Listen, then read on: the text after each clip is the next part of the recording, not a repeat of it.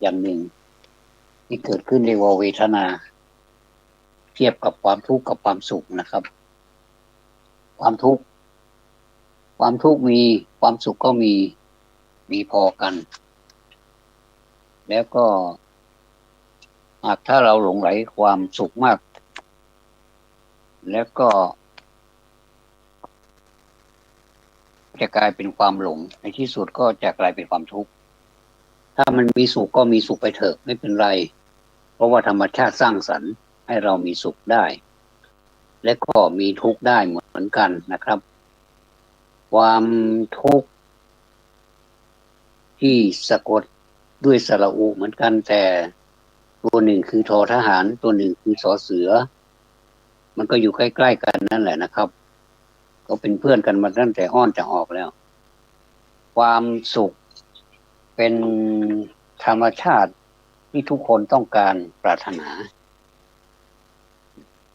แต่ว่าพอไม่ได้ดั่งใจก็จะเกิดความทุกข์ขึ้นมาและก็จะทำให้เกิดสิ่งต่างๆไม่ว่าการแสดงออกทั้งทางกายทางวาจาและก็ใจด้วยทางกายก็คือการแสดงออกทางกายเป็นต้นว่าความเคลื่อนไหวทำให้รู้ว่าตอนนี้กำลังจะมีความทุกข์แล้วก็ผสมไปด้วยความโกรธแสดงอาการไม่ค่อยดีทั้งที่ก่อนหน้านี้ก็ดีแต่พอความทุกข์เข้ามากิเลสมันก็ตามมาด้วยก็คือความโลภความโกรธความหลงก็ตามมาด้วยเป็นปืนเป็นไฟที่เรียกว่าอัคคิไฟราคะคิไฟคือราคะก็คือความอยากความโลภโทสักคิไฟคือโทสะก็คือความโกรธโมหคิไฟคือความหลงสิ่งเหล่านี้มันอยู่กับคนในโลกนี้ทุกวันยกตัวอย่างสถานการณ์การสู้รบก็เกิดมาจาก3 ตัวนี่แหละไม่รู้มนุษย์จะทำไปเพื่ออะไรกันเพื่อแสดงถึงอำนาจบาดใหญ่แสดงถึงแสนยานุภาพแสดงถึงความเอาชนะคนอื่นด้วยกำลังด้วยความคิดว่าตัวเองจะต้องมีความคิดที่เหนือผู้อื่นอย่างเนี้ยนะครับเรียกว่าเนี่ยแสดงว่าความคิดนี่แหละเป็นความคิดที่อยู่ในใจพอแสดงออกมาทางกายปุ๊บก็จะได้เห็นว่าทางกายนั้นมีอะไรบ้างอย่างเช่นตาที่อยู่บนใบหน้าของเราเนี่ยปกติก็เป็นคนตาที่เป็นปกติก็คือตาดำ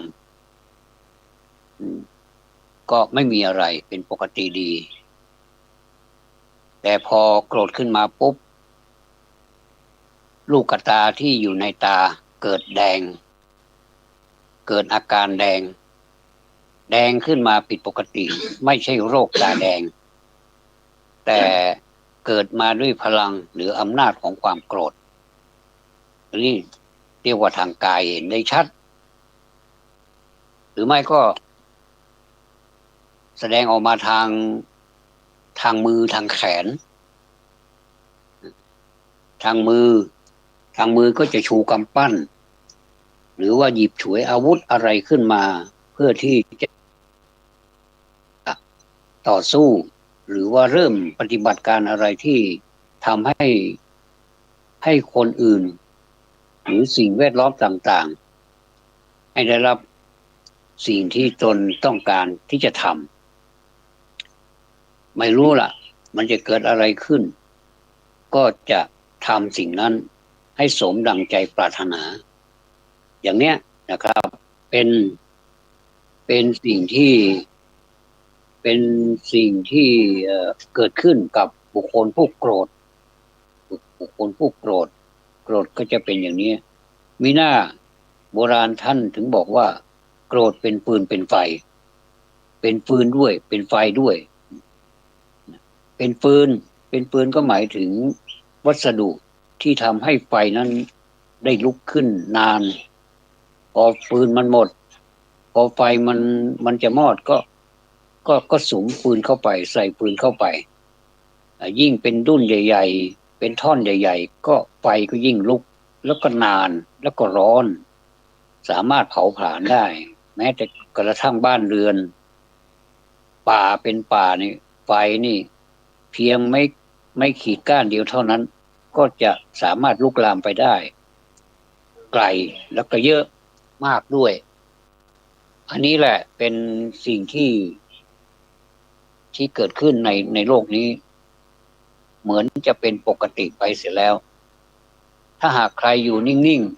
ๆผู้ใดอยู่นิ่งๆไม่เกิดอาการอย่างที่ว่าเนี่ยคนเขาก็จะแปลกใจว่าทำไมชาวโลกเขาก็มีอย่างเนี้ยเป็นประจำอยู่แล้วทำไมคนนี้ดูแปลกดีนะแปลกพิลึกดีทำไมไม่สะทกสะท้านทำไมไม่เคลื่อนไหวเป็นบ้าหรือเปล่าอะไรประมาณนี้นะ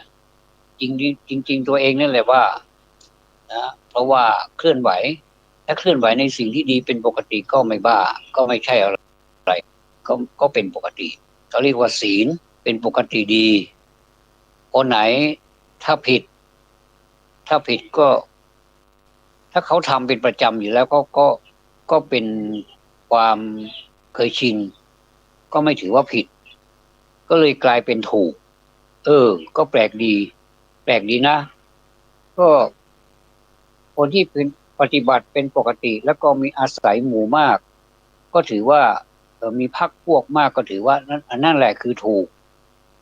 เหมือนอะไรดีถ้าจะว่าไปไม่ใช่พาดพิงก็เหมือนกับประชาธิปไตยถ้าใครมีพวกมากถึงแม้ว่าจะปฏิบัติผิดถ้าหากว่าความโลภความโกรธความหลงเข้าสิงแล้วไฟทั้งสามอย่างเนี้ยเข้าสิงแล้วก็กลายเป็นถูกหมดเลยอันนี้ยกเว้นคนที่ทำถูกจริงๆนะเราไม่ได้ว่ากันแต่สำหรับคนที่ไม่ได้ทำถูกแต่ว่าอาศัยพวกมากอันนี้อันตรายนะอันตรายทุกยุคทุกสมัยเพราะฉะนั้นนี่มันต้องมีคุณธรรมเข้าไปอยู่ด้วยเข้าไปกำกับอยู่ด้วยเหมือนผู้กำกับหนังอ่ะจะต้องแสดงไปตามบทอันนี้ก็ไม่มีใครที่จะเท่าตัวเราถ้าตัวเราดัดตัวเองได้ก็โอเคนะก็เป็นการดัดที่ตัวเองท่านบอกว่าอัตตาหาเวชิตังไสยโยชิตังก็ชนะเนาะอัตตาก็คือตนก็หาเวรวมแล้วก็คือชนะตนนั่นแหละเป็นดีนั่นแหละถ้าหากว่าเราไปชนะคนอื่นแต่ตัวเองแพ้ก็ดูเสียว่าเสียทรงไปคือแทนที่ตัวเองจะชนะใจตัวเองนะคำพูดคำว่าชนะเนี่ยก็ไปชนะคนอื่นด้วยคำพูดคำจาถากถางเหยียดหยามคนอื่นว่าคนอื่นไม่ดีมันจะมีสาเหตุนะครับว่าที่ว่าคนอื่นไม่ดีนะบางทีไม่ปฏิบัติไม่ตามตัวเองก็เลยคิดว่าคนอื่นยังตามตัวเองได้แต่คนนี้ตามไม่ได้ก็กลายเป็นว่าไม่ใช่เพื่อนตัวเองแล้วก็จะไม่พูดด้วยนี่แสดงอาการออกมาเรียกว่าความโกรธนี้ทำได้เยอะแยะไปหมดเลยนะโกรธกันนิดเดียวเองก็ลุกลามเป็นไฟไหม้ป่าไปได้นะเหมือนกับไม้ขีดก้านเดียวเป็นไฟไหม้ป่าทั้งผืนป่าทั้งป่านะ ไหม้หมดเลย ขอโทษนะครับขออภัยไหม้หมดเลยแล้วก็ทำความเดือดร้อนให้แก่อะไรบ้างล่ะต้นไม้ใบหญ้าก็ก็โดนไหม้แต่ต้นไม้มันยังทนได้นะยิ่งไฟไหม้มันก็ยิ่งงามไฟไหม้ป่าปุ๊บฝนตกปั๊บต้นไม้ก็เขียวขจีเพราะมันมีรากมันยังแข็งแรงอยู่แต่ถ้าถามว่าถ้ามันพูดได้มันจะร้อนไหมเนี่ยมันก็ร้อนนะมันก็โดนยอดโดนอะไรมันโดนกิ่งโดนอะไรมันก็ร้อนเหมือนกันแต่มันพูดไม่ได้ทีนี้สัตว์ล่ะสัตว์ที่อยู่ในสัตว์ที่อยู่ในป่านะทั้งสัตว์เล็กๆตัวเล็กๆตัวใหญ่ๆตัวอะไรสารพัดที่อยู่อาศัยอยู่ในป่ามันก็พากันตายหมดเลยทั้งที่ไม่ได้ตั้งใจตายซะหน่อยก็หนีไม่ทันประเภทที่มันมีแข้งขาที่มันวิ่งได้เร็วมันก็พอจะหนีไปได้แต่พวกประเภทที่มันช้าและคืบคลานไปอย่างเงี้ยตายหมดเลยนี่ก็เป็นผลเสียนะทั้งธรรมชาติสิ่งแวดล้อมต่างๆก็ทำให้ป่าผืนป่าหน้าก็สูญเสียก็เสียหายเยอะเลยอันนี้ถ้าเราคิดได้นะ คนที่คิดได้เนี่ยเขาก็จะรักป่ารักธรรมชาติเพราะว่าป่านี่คือธรรมชาติอย่างที่คนบางทีเรานึกไม่ถึงนะบางทีเราก็จะเผาป่าโบราณนะเขาเผาป่าแล้วก็เอาเห็ดเพื่อให้มันเห็ดออกพอเห็ดออกปุ๊บก็กินเห็ดกันโอ้อร่อยเลยแต่ความจริงที่เสียไปนั่นเสียเยอะกว่าปล่อยเขาไปเถอะพูดถึงว่านะถ้ามันจะเกิดนะเดี๋ยวมันก็เกิดขึ้นเองเลยก็ไม่รู้นะมันเป็นทฤษฎีมันเป็นความเชื่อนะว่าการเผาป่าเนี่ยทำให้เกิดเห็ดปีไหนถ้ามีป่าโดนเผาเยอะๆเห็ดก็ขึ้นเยอะแล้วก็ราคาเห็ดก็ดีด้วยสินะตอนใหม่ๆนี่โหเห็ดนี่กิโลละหลายร้อยเลยล่ะแพงกว่าเนื้ออีกแล้วคนก็ชอบกินเพราะว่ามันออกปีละครั้งนะเห็ดเนี่ยชาวชาวชาวเหนือเรียกว่าเห็ดถอบเนี่ยเวลามันออกทำธรรมชาติมันอร่อยเพราะมันเป็นไปตามธรรมชาติแต่ว่าเวลาเอามาเพาะให้มันเป็นเห็ดมันไม่ค่อยอร่อยเพราะมันไม่ได้มันรสชาติมันไม่ได้มันสู้ธรรมชาติไม่ได้คนก็เลยเชื่อว่าการเผาป่าก็คือการทำให้เกิดอาหารของคนอร่อยแต่นี่ในความคิดนะครับหลายๆคนที่มานั่งสุมหัวกันบอกว่าการเผาป่านี้มันดีอย่างไรและก็ไม่ดีอย่างไรก็มาแยกออกพิจารณาร่วมกันเลยบอกว่าลงความเห็นว่ามันดีหรือไม่ดีแต่คนที่เห็นว่าไม่ดีนะเยอะกว่าก็เลยใช่เราก็เห็นด้วยว่ามันไม่ดีทำอย่างไรเราจะทำอย่างไรให้ป่านี่มันคงสภาพไม่ให้ถูกเผาเนี่ยเราก็เห็นแล้วอาดูลเหมือนกันนะเกิดความสังเวชตรงว่าทำไมมนุษย์ถึงได้เป็นขนาดนี้เป็นได้ถึงขนาดนี้เลยก็ไม่รู้นะก็ไปพิจารณากันก็แล้วกันนะครับเพราะว่าความเชื่อกับความเป็นจริงนะมันไม่เหมือนกันแต่ว่าเราก็ถือว่ายังไงเขาเชื่อเขาเถอะเพราะว่ามีคนพูดมามากโบราณก็พูดอย่างนั้นเราก็พากันเชื่ออันนี้มันเข้าหลักกาลามสูตรนะเชื่อตามกันมาแม้แต่พระพุทธเจ้าท่านยังตรัสเลยว่าแม้แต่ตถาคตก็ไม่ต้องมาฟังแม้แต่ตัวเราเนี่ยใครก็ไม่ต้องมาฟังหรอกแต่ท่านเอาไปพิจารณาเองเถอะถ้ามันได้ผลจริงๆอย่างนั้นก็เชื่อเลยคือพระพุทธเจ้าท่านเป็นตัวอย่างให้ดูและพูดให้ฟังว่าแม้แต่ตัวท่านเองก็ อย่าไปเชื่ออันนี้ขนาดพระพุทธเจ้านะบอกว่าแม้แต่ตัวเราเองอย่าไปเชื่อเราเลยนะเพราะฉะนั้นนี่การโฆษณาชวนเชื่อนี่ก็สำคัญนะข่าวอะไรเนี่ยพูดอะไรนิดหน่อยก็ปากกันเชื่อแล้วอย่างนี้อันนี้อันตรายเลยอันตรายกับสังคมมันมากันเป็นเยอะแยะกันไปหมดเลยเต็มเลยมากันเต็มมีความหวังอะไรก็ไม่ทราบเป้าหมายอะไรก็ไม่รู้แต่ที่แน่ๆนะสังเกตดูนะว่าถ้าพอสำเร็จแล้วก็รู้สึกเขามีความสุขแต่คนที่ได้รับความทุกข์คือคนที่เชื่อและพากันปฏิบัติตามโดยที่ไม่ได้ใช้อะไรเลยหลักธรรมเรามีอยู่นะมีทั้งเยอะแยะไปหมดเลยทำไมไม่นำมาพิจารณาบ้างอยู่นิโสมนสิการอะไรนั่นนะสติสัมปชัญญะมีทั้งเยอะแยะหมดอันนี้เราอย่าไปพูดว่าเราไม่มีอะไรมาช่วยเรานะแต่เราไม่ศึกษาหรืออย่างไรทั้งที่ศึกษาแล้วแต่เราก็ไม่ได้ทำตามหรืออย่างไรเนี่ยนะครับอันนี้ก็พูดเป็นกลางๆเผื่อว่ามีปัญหาอะไรเราใช้ข้อนี้เราใช้เหล่านี้นี่แก้ปัญหาได้ผมว่ามันจะดีมากๆเลยนะครับดีกว่าบางทีมีอะไรมีโรงเรียนมีอะไรเนี่ยผมบางทีก็ส่วนตัวนะผมเสียดายนะเสียดายเวลาที่มาโรงเรียนนะที่มาโรงเรียนอันนี้ไม่ใช่ไม่ได้หมายถึงโรงเรียนปกตินะโรงเรียนผู้ที่เกิดนานเนี่ยนะเกิดนานแล้วเนี่ย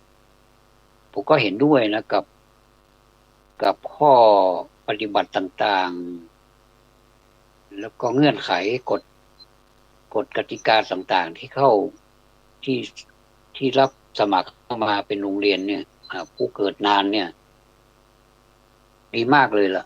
นะมีการสันทนาการมีการอะไรต่ออะไรตั้งเยอะแยะกันไปหมดแล้วก็ทำให้ผู้ที่เข้ามานะจิตใจสดชื่นสดใสร่าเริงทำให้เกิดคนที่คิดมากอยู่บ้านก็คิดมากแล้วก็พอมาอยู่กับเพื่อนๆมันก็สนุกสนานร้องรำทำเพลงเต้นรำกันอย่างเนี้ย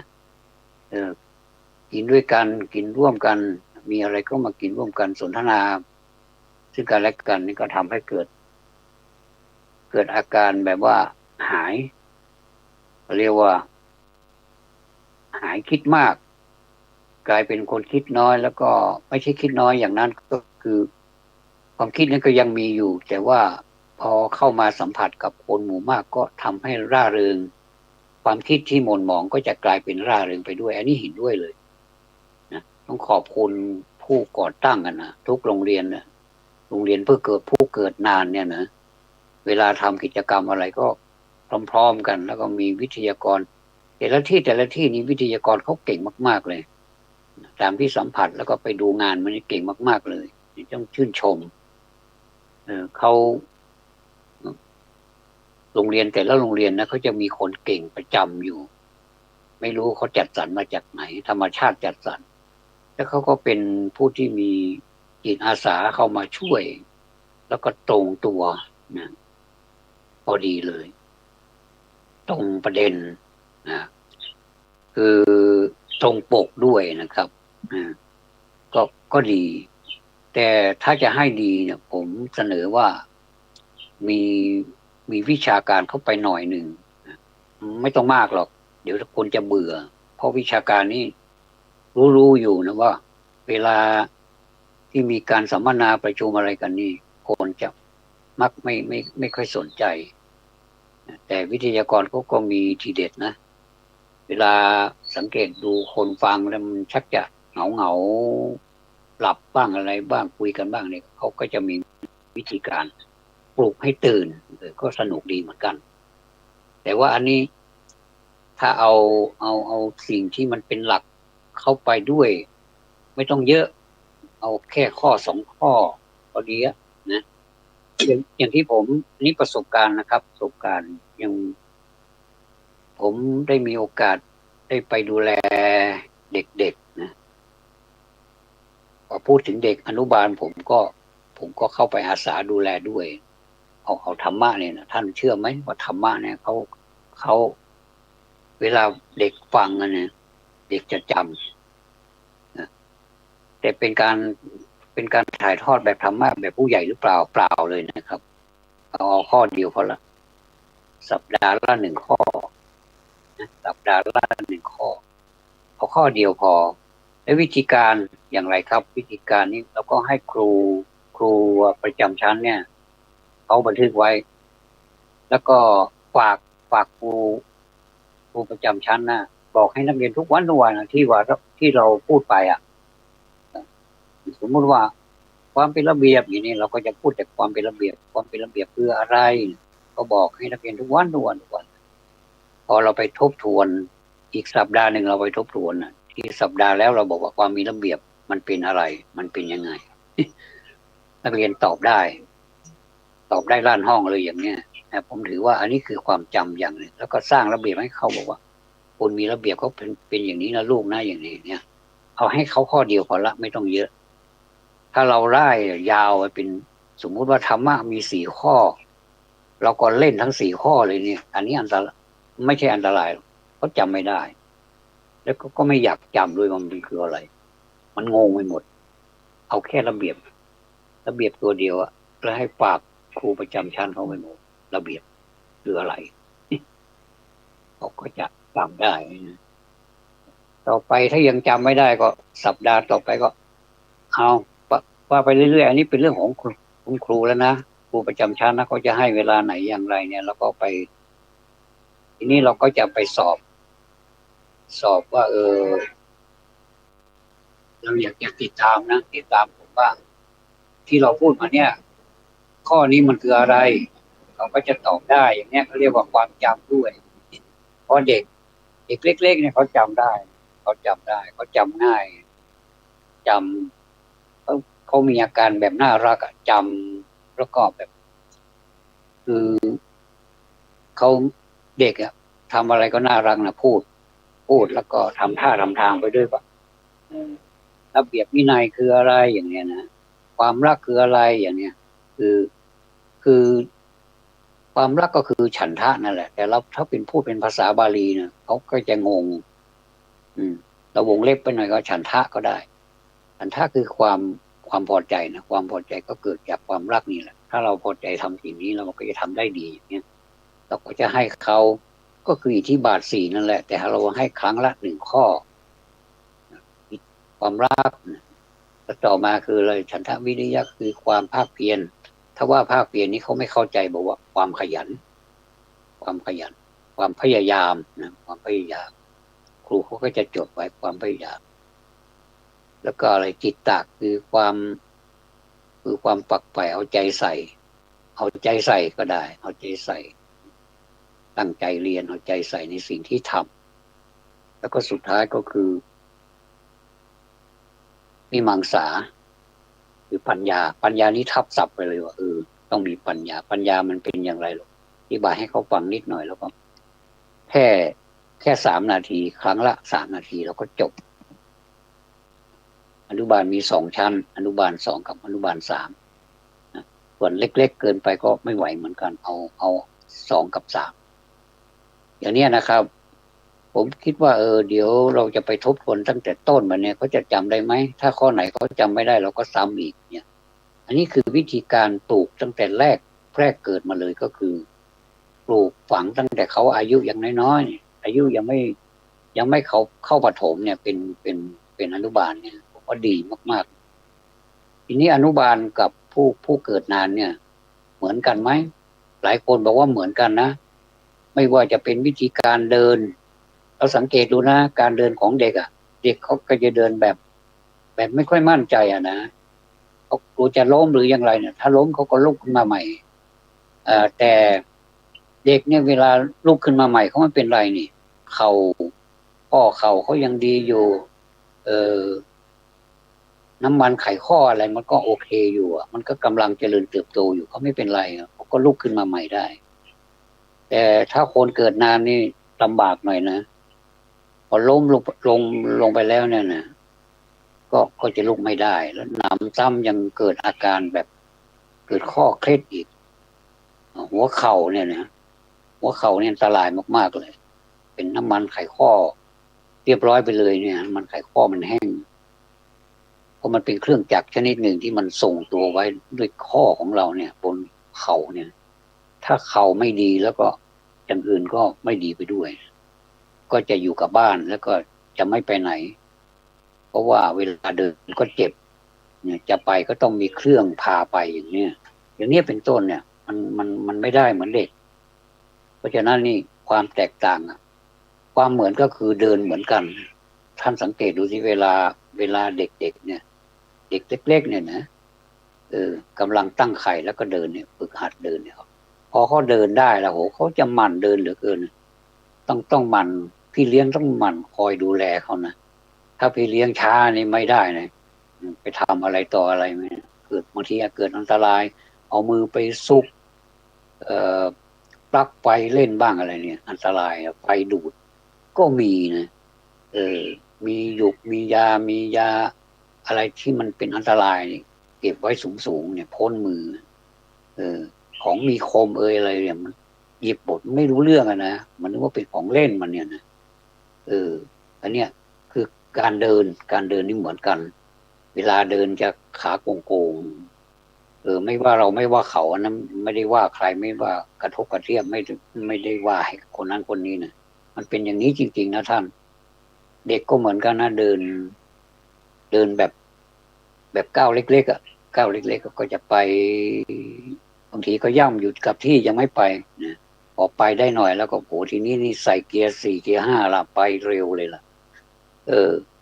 แต่แต่คนเกิดนานนี่ใส่เกียร์สี่เกียร์ห้าไม่ได้อ่ะไม่เหมือนเด็กอ่ะเนี่ยตรงมันไม่เหมือนกันตรงนี้แหละที่ว่าใส่เกียร์สี่เกียร์ห้าไม่ได้มันก็แค่เกียร์สองเกียร์สามเกียร์สามนี่ก็เหนื่อยละเอาแค่เกียร์หนึ่งเกียร์สองแล้วมั้งก็ไปนอกจากนี้ก็มีเกียร์ถอยหลังด้วยไปข้างหน้าสักก่อ29ถอยหลังไป1 มา 1 9เนี่ยก็นานนะกว่าจะไปถึงจุดหมายก็ใครที่ไม่เคยเป็นคนแก่แล้วบอกว่าคนแก่นี่น่ารำคาญก็ลองเป็นดูนะว่ามันเป็นยังไงก็จะรำคาญคนรำคาญคนแรกก็คือตัวเองนั่นแหละว่ารำคาญนะถ้าเป็นพูดภาษาแบบบ้านๆก็บอกว่ากูรำคาญตัวเองเหลือเกินว่าเนี่ยเมื่อก่อนนี่กูไม่เป็นอย่างนี้อย่างนะและทำไมมันเป็นอย่างนี้ล่ะก็ธรรมชาติให้เป็นอย่างนี้คุณจะว่ายังไงจะไปโทษใครนะเพราะฉะนั้นนี่นะครับเอออันนี้ก็เป็นสิ่งที่น่าคิดนะต้องใช้ปัญญานะครับว่าเวลาที่เราทำอะไรคือมันมันเกิดเขาเรียกว่าลูกลูกแก่อำนาจความโกรธลูกแก่อำนาจความโลภลูกแก่อำนาจความหลงอะไรเนี่ยนะโลภได้โกรธได้หลงได้ก็พอประมาณมันมีอย่าไปหวังว่าใครจะหมดไปนะคนทั้งโลกเนี่ยมันก็มีอยู่ถ้ามันไม่มีก็แสดงว่าเป็นอริยะไปแล้วก็พ้นไปแล้ววัฏฏะมันก็วนอยู่อย่างนี้แหละแต่ว่าให้เกิดมาให้มีประโยชน์บ้างมีกายก็ทำเป็นประโยชน์บ้างมีวาจานี่ก็สำคัญอย่าไปยุแยงตะแคงรั่วอย่าไปทำคนโน้นทีคนนี้ทีอ่าเป็นยังไงคือตีสองหน้าพูดคนนี้อีกไปอย่างหนึ่งก็ไปพูดอีกคนหนึ่งก็ก็ทำให้เขาผิดใจกันแล้วก็ทำให้เขาทะเลาะกันอย่างเงี้ยแล้วก็มีความสุขเหลือเกินอย่างเงี้ยอันนี้ไม่ดีอ่าก็ปรับเปลี่ยนสมัยก็ได้เหมือนกันไม่เป็นไรหรอกวันเวลามันก็ยังพอมีอยู่แต่ว่าท่านบอกว่ามันก็ไม่แน่หรอกนายเกิดวันพรุ่งนี้เราพูดไม่ดีแต่วันนี้เราพูดไม่ดีวันพรุ่งนี้เราตายยังไงนะมันคำพูดไม่ดีของเรามันตามเราไปความประพฤติก็ไม่ดีอย่างเงี้ยมันก็ตามเราไปจะไปไหนก็ไม่รู้ใครก็ไม่เห็น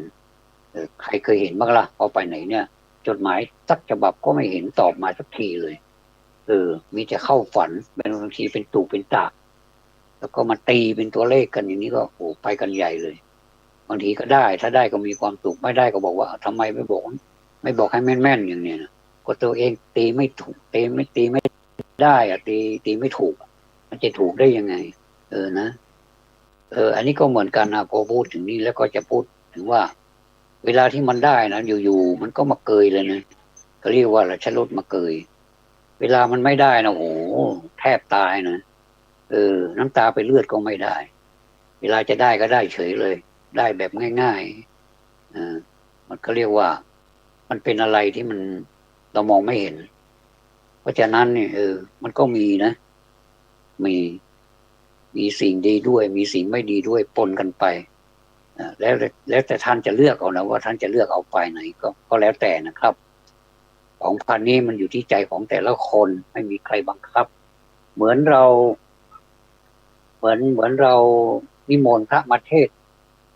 ท่านก็เทศไปตามเรื่องของท่านนั่นแหละท่านก็บอกว่า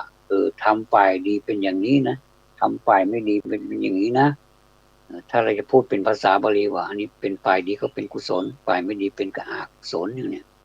อกุศลนี้มันไม่ดีนะไม่ควรทำอย่างนั้นอย่างนี้ถ้าทำไปแล้วมันเป็นอย่างนี้อย่างนี้ฝ่ายกุศลเมื่อทำไปแล้วมันเป็นอย่างนี้อย่างนี้เนี่ยท่านก็สอนอย่างนี้เป็นปกติอย่าไปว่าท่านเลยบอกว่าท่านทำไมต้องมาสอนคนอื่นด้วยนะก็บทบาทของท่านเป็นอย่างนั้น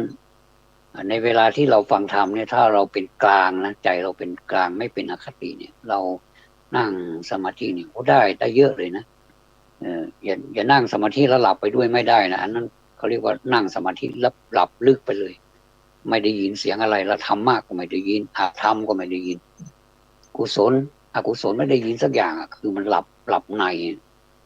อันนี้ให้หลับตาแต่ว่าหูมันได้ยินอย่างนี้เขาเรียกเป็นสมาธิก็จะได้กระแสพระธรรมเข้าไปในหูเนี่ยเต็มพอได้ยินแล้วก็จำไว้ใครที่ความจำไม่ค่อยดีก็มีปากกาด้วยมีสมุดด้วยก็จดลงไปผมนี่ทุกครั้งเลยล่ะนะทุกครั้งเลยถ้ามีเวลาปาฐกถาใครพูดอะไรแล้วผมก็จะจดด้วยเป็นสิ่งที่ดีมากๆเลยนะครับท่านก็นี่ก็เป็นรายการจำนันจาพูดไปคิดอะไรได้ก็พูดไปนะครับจำนันจาหมายถึงการพูดการพูดจาพบปากกันก็พูดกันก็ดีใจที่ได้พบกันอีกครั้งหนึ่งถ้าหากว่าเราไม่มีบุญพอแล้วเนี่ยเราก็ไม่สามารถที่จะเจอกันได้ผมหรือท่านก็คงจะจากไปแล้วก็นึกอย่างนี้แหละทุกคนก็นึกอย่างนี้ว่าเราก็ไม่รู้ว่าเราจะตายวันตายพรุ่งเราจะตายเมื่อไหร่เราจะเจ็บเมื่อไหร่ก็ไม่รู้มันไม่มีนิมิตแต่ว่าเราก็กินข้าวกันเราก็กินน้ำเราก็บำรุงสุขภาพแต่การบำรุงสุขภาพของเราเรียวหวังเลยว่ามันจะอายุไปเท่านั้นเท่านี้กูจะตายอย่างนี้ไม่มีทางบทมันจะตายมันก็ตายบทมันจะป่วยมันก็ป่วยแล้วป่วยง่ายด้วยนะจะหายยากอีกต่างหากเพราะฉะนั้นถ้าเราเป็นคนที่มีอายุแล้วเนี่ยผมได้คำคมมาบทหนึ่งเขาบอกว่าคนแก่นะถ้ามีเงินนะมีทรัพย์นะลูกลูกหลานเขารักนะลูกหลานรักเขยสะพ้ายก็นับถือเนี่ยโอ้เป็นคำคมที่เฉียบขาดแล้วก็น่าสนใจมากเลยน่าสนใจที่ว่าถ้าเราเป็นคนที่มีอายุแล้วเนี่ยพอเราไม่มีอะไรเนี่ยนะมันก็เป็นธรรมดาก็ต้องทำใจนะก็ต้องโทษตัวเองนะว่าตอนที่หนุ่มๆทำไมไม่สร้างตัวเองทำไมไม่เก็บหอมรอมริบทำไมสุรุ่ยสุร่ายแล้วทำไม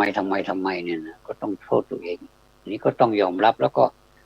ถ้ามันเป็นอย่างนั้นจริงๆก็ต้องปล่อยวางว่าเราก็ได้แค่นี้แหละไม่เป็นไรก็ทำใจการทำใจให้มันเป็นปกติทำใจให้อยู่นิ่งๆกลางๆเนี่ยมันก็เป็นการปฏิบัติธรรมอย่างหนึ่งเหมือนกันนะครับไม่ใช่ว่ามันไม่ได้ผลนะได้ผลนะได้ผลเยอะเลยถ้าเราวันไหนถ้าเราทำจิตสบายปรงถ้าเราตายก็ตายให้มันดีๆนะอย่างเนี้ยมันเป็นความปรารถนาของมนุษย์เลยล่ะมีคนสักกี่คนนะที่บอกว่าอยากตายโลดโผนผมก็เคยได้ยินเหมือนกันแต่น้อยมากเลย บอกว่าอยากจะตายโลดโผนตายแล้วมันดังเลยอย่างเงี้ยนะตกเครื่องบินตายอย่างอุบัติเหตุอย่างเงี้ยตายแบบคนดังคนมามุงดูกันเยอะเนี่ยแต่ตายกับแบบตายปกตินี่คนดูก็ไม่เท่าไหร่บางทีก็ไม่เห็นใจกันเลยก็มีไปเมื่อไหร่ก็ไม่รู้เพื่อมาดูอีกทีเอาแข็งทื่อไปแล้วตายไปซะแล้ว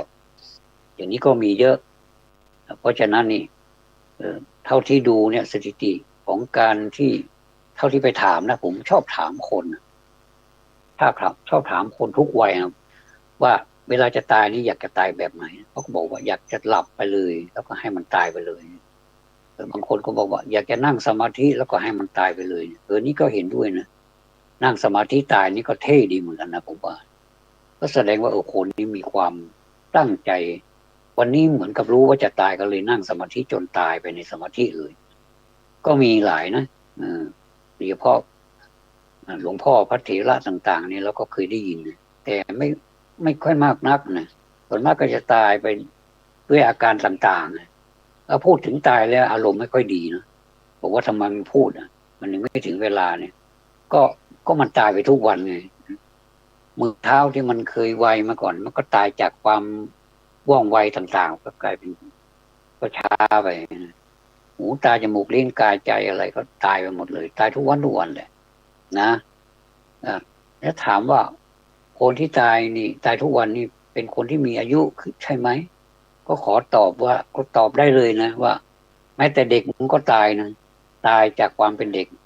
เดี๋ยวมันก็เป็นเด็กชายเด็กหญิงอ่ะพอเมื่อก่อนนี้มันเป็นทารกใช่ไหมก็เป็น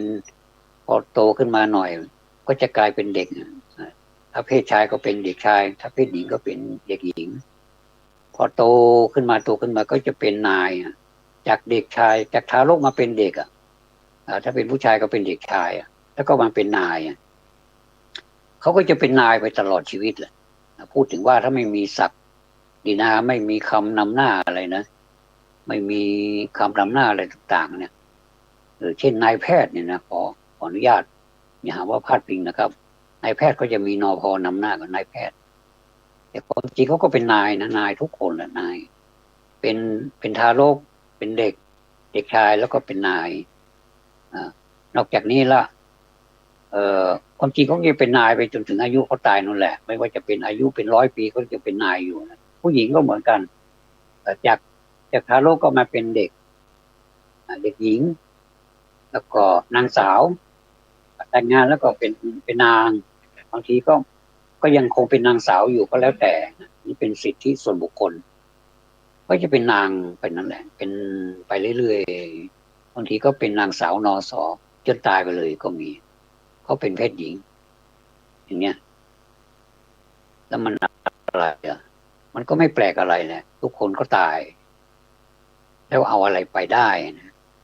ก็ยศถาบรรดาศักดิ์ก็ตามไปไม่ได้เขาก็ไป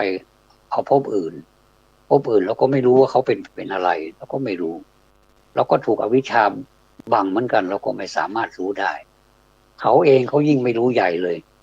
ตายไปบางทีคนตายบอกว่ามันมีเรื่องปาฏิหาริย์คนที่ตายไปแล้วเนี่ยเขากลับมาจะกลับเข้าร่างเขาบอกว่าโอ้ไปเที่ยวมาเดี๋ยวเดียวทำไมต้องเผาซะแล้วเนี่ยมันเน่ามันเปื่อยมันเสียไปแล้วร่างกายมันเขียวมันจะมีอาการแล้วมันมีต่างๆมีอาการต่างๆที่มันเป็นของปฏิกูลแล้วมันไม่น่าเข้าไปในร่างเราเข้าไปไม่ได้ก็เลยเว้งคว้างกลายเป็นอะไรก็ไม่รู้ไปไหนก็ไม่รู้เลยอันนี้ก็เป็นเรื่องเป็นราวที่เขาเล่ามาเป็นเรื่องปาฏิหาริย์แต่ส่วนใหญ่คนตายไปแล้วมันก็ไม่ได้สนใจซากศพซากของตัวเองนะถึงแม้จะสวยจะงามจะหล่อ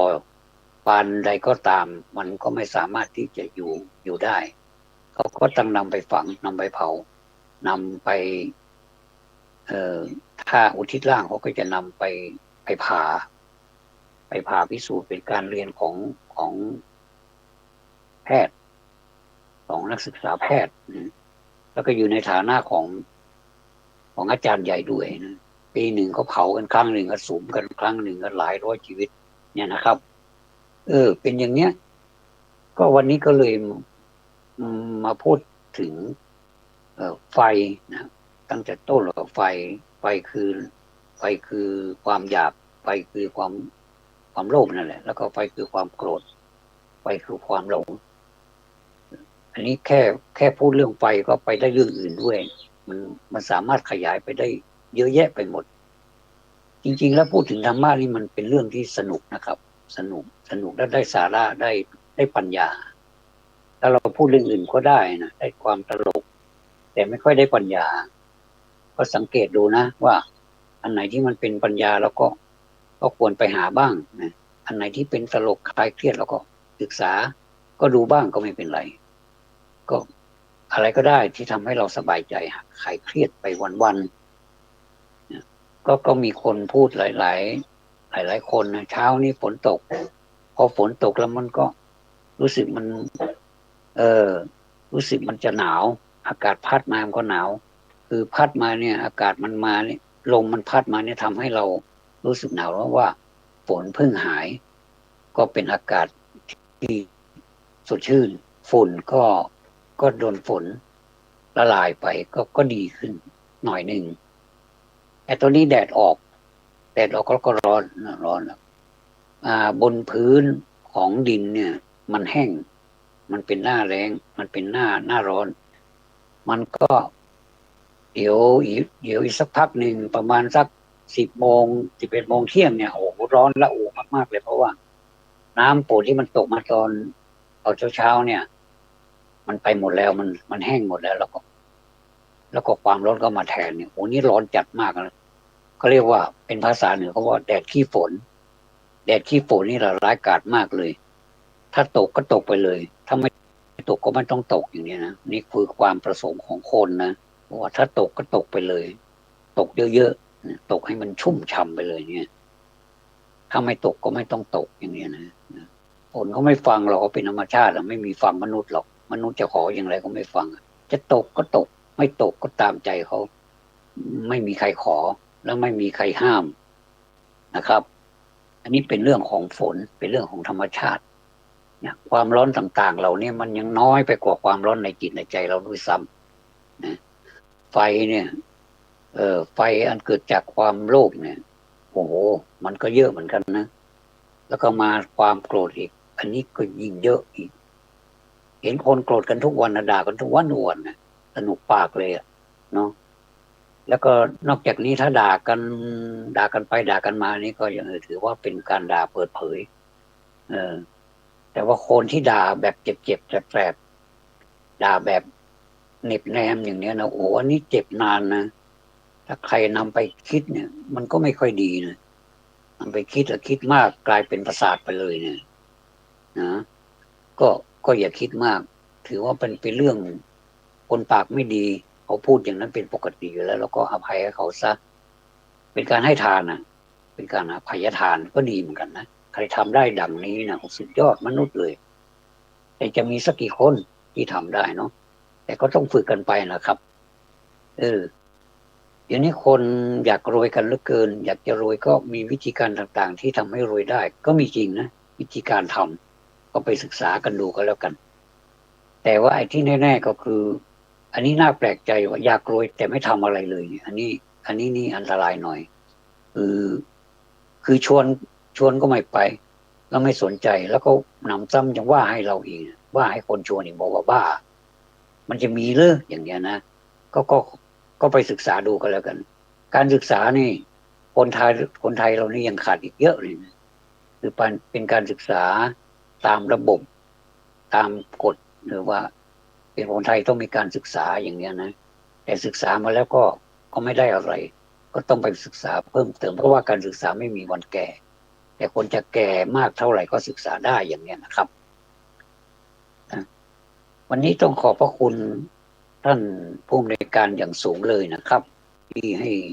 ห้โอกาสนะแล้วผมถือว่าได้เกิดมามีกัลยาณมิตรที่ให้โอกาสเราได้พูดได้แสดงออกเรานี้ต้องพูดนะครับเพราะปากนี้มีไว้พูดแต่พูดให้มันมีสาระมากกว่าไม่มีสาระเนี่ยให้ได้มากที่สุดเนี่ยก็จะเป็นการดีก็ก็ ก็ฟังกันไปว่าอะไรเป็นอะไรอะไรผิดอะไรถูกอะไรควรหรือไม่ควรอย่างไรนะครับ ก็ต้องขอบพระคุณท่านเป็นอย่างสูง และก็ขอบคุณ FC ก็คือแฟนที่ได้ดูมาตลอดนะครับ ผมไม่ค่อยสนใจเรื่องว่าเวลาที่เราพูดแล้วใครจะฟัง หรือใครจะติดตาม แต่ก็ดีนะครับ ถ้ามีคนติดตามเราก็ดีใจเป็นธรรมดา แล้วก็คนเราถ้าพูดไปเนี่ย ถ้ามีคนฟังเยอะๆเนี่ยใจจะฟูใจจะมีความสุข และเราก็อยากจะพูดในสิ่งที่เราอยากจะพูด ไม่ใช่อยากจะพูดนะครับ อยากจะมีคนฟังแล้วก็จะพูดให้ฟังแล้วเราก็ฝึกไปด้วยนะครับก็ต้องยอมรับด้วยว่าเรานี่ก็มีทั้งฉลาดไม่ฉลาดก็คือพูดกันตรงๆก็คือมีทั้งความโง่แล้วมีทั้งความฉลาดไปในตัวคู่กันไป เราจะพยายามให้ความโง่นั้นสลายตัวไปได้นะครับนี่ก็ขอบคุณFC ทุกท่านผู้ฟังทุกท่านนะครับที่ฟังมาโดยตลอดนะครับวันนี้ขอนำรายการจากลาท่านผู้ฟังไปก่อนเพียงเท่านี้นะครับสวัสดีครับ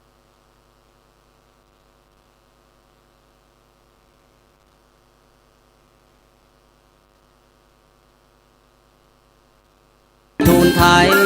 ไม่มีใครในโลกาแม้พระองค์ทรงบุญญาไม่พ้นชราล่วงไปได้เลยแม้พระองค์ทรง